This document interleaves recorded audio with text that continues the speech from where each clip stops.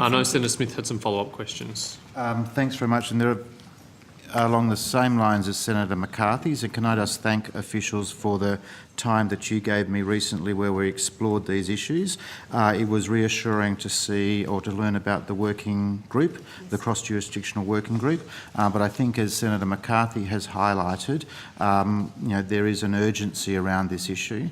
People will be surprised to learn about the syphilis outbreaks, the 4 deaths that have resulted as a result of syphilis infection, and would be alarmed to learn that HIV infection rates have gone from 20 annual diagnoses in 2005 to 36 in 2015. But in the limited time, where are we up to? Because there are some mechanisms in place. I've been arguing that they're not strong or responsive enough, but can you share with me where the government's thinking is up to and what actions might have taken place in recent weeks? Sure. Senator, we've had a lot of discussions with some key stakeholders, with key experts and some clinicians in order to understand essentially the lay of the land. We have a good understanding of essentially what the states and territories are doing in this space.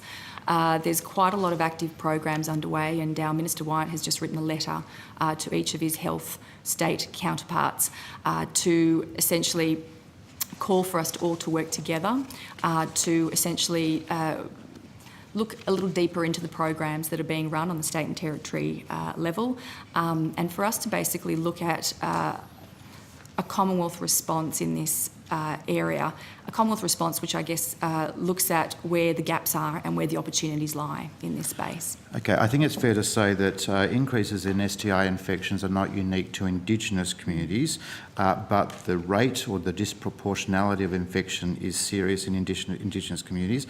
But on the HIV-free front, I'd make this point, that there's been significant progress in diagnosis and in treatment that is now being enjoyed by non-Indigenous Australians around HIV. The gap is real in terms of non-Indigenous people being able to access same levels of diagnosis and same levels of treatment. And I've just got to say, I think we'd all agree, even officials in the government, that that can't be allowed to continue. So I'm happy to again reconvene with officials to explore this.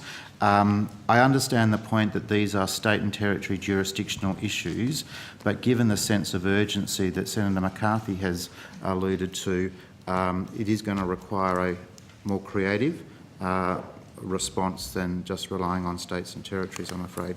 But in the limited time, I'll leave it at that, Senator Patterson. Thank you, Senator Smith. You're under quota, so that's very good.